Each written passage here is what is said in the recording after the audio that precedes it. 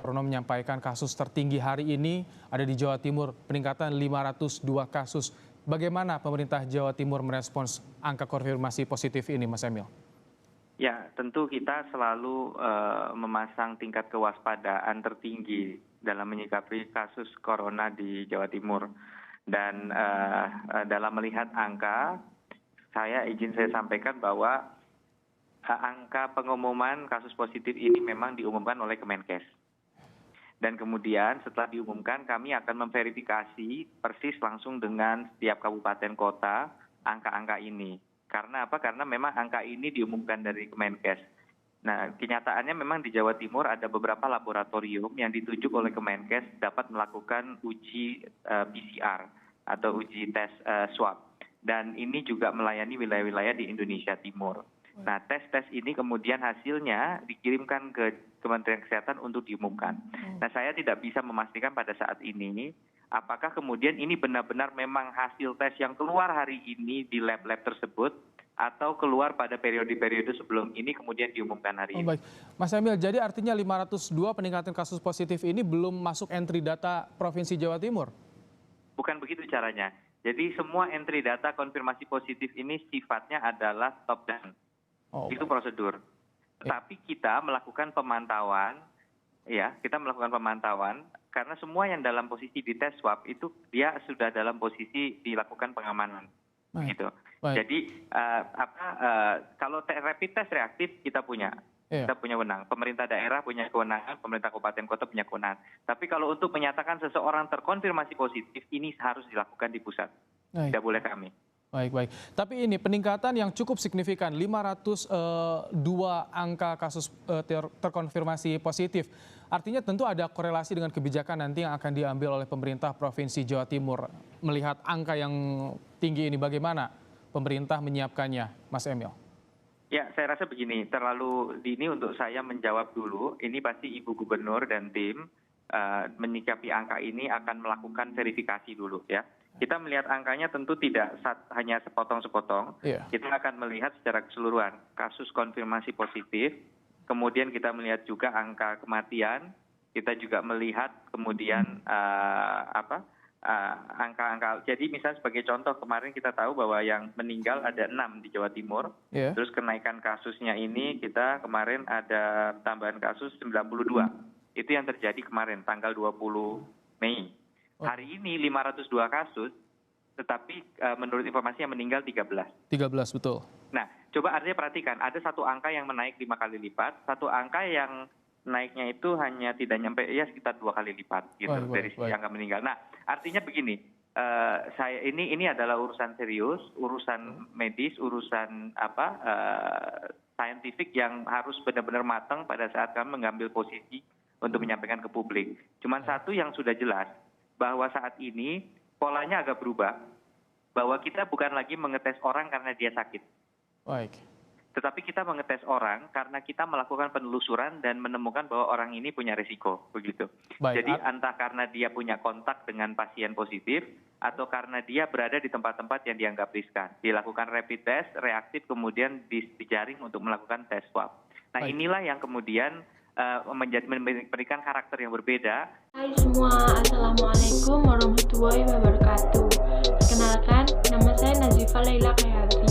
Saya dari Fakultas Ilmu Tabiah dan Ilmu Keguruan. Saya mengambil prodi Pendidikan Ilmu Pengetahuan Sosial. Di sini saya akan menjelaskan atau bersosialisasi tentang 5M dan pentingnya vaksin. Sebelumnya, mari kita simak video berikut ini ya.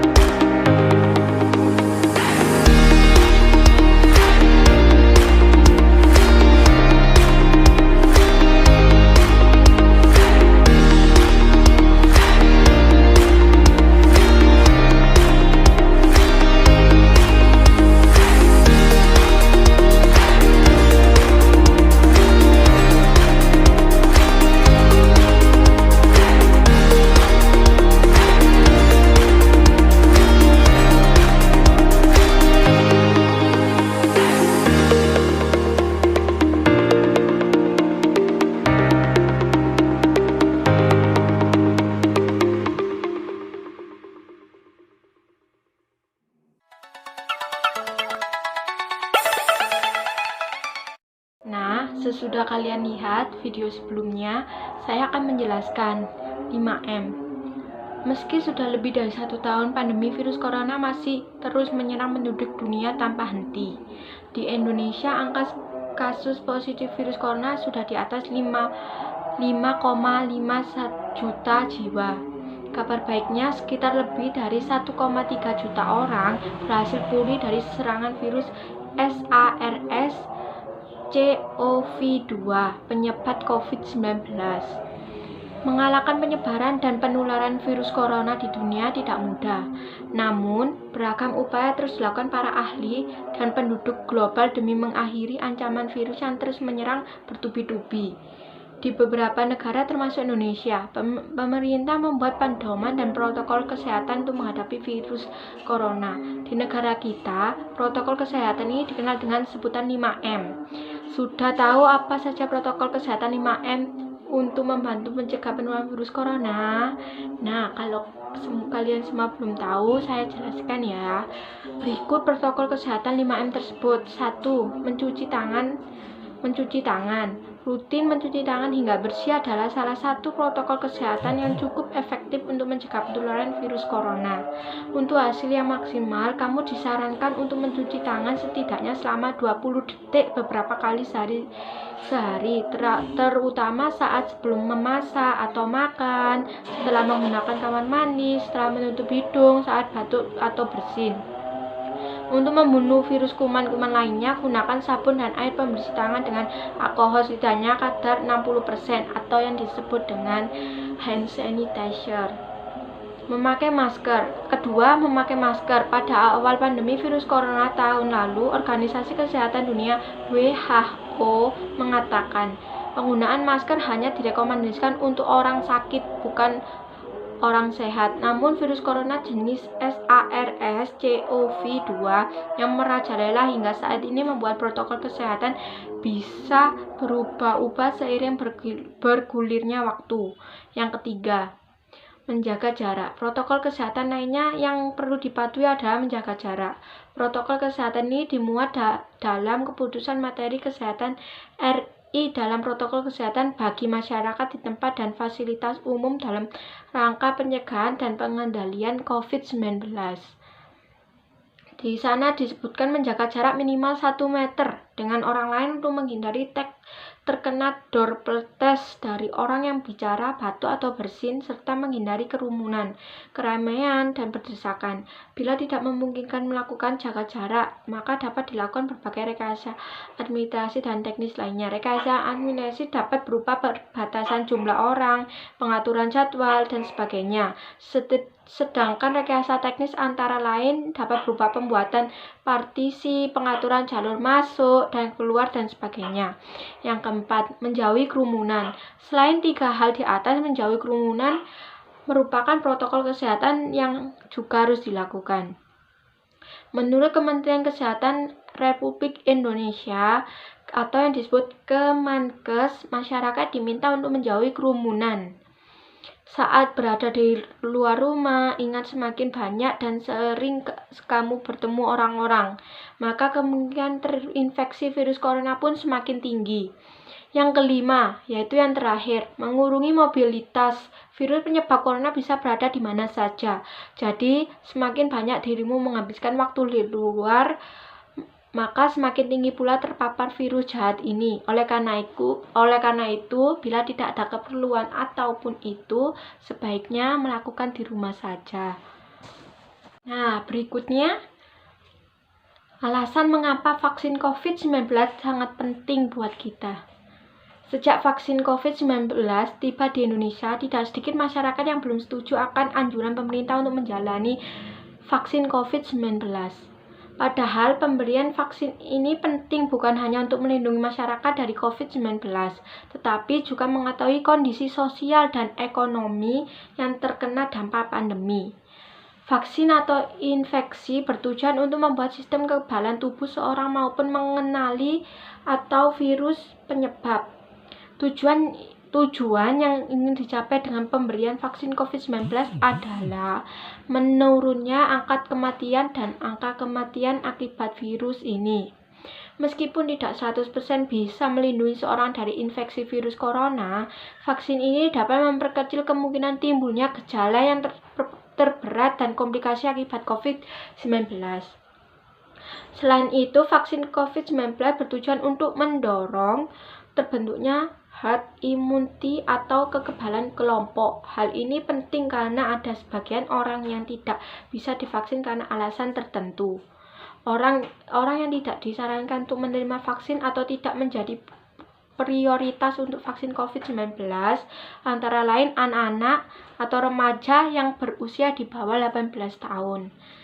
Dan orang yang menderita penyakit tertentu misalnya diabetes atau hipertensi yang tidak terkontrol.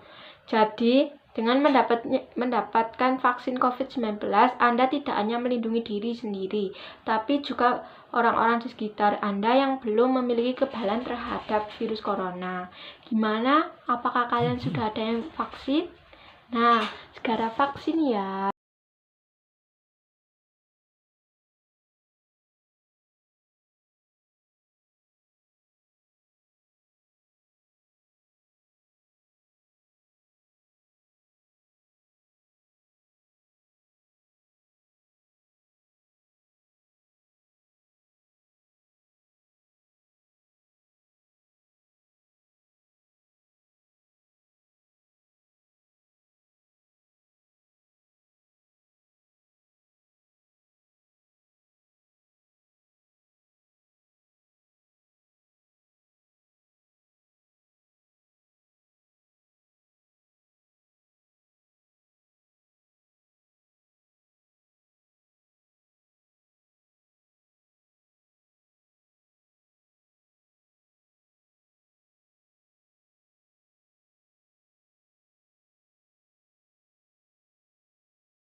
Sekian dari saya, bila ada salah kata, saya mohon maaf sebesar-besarnya.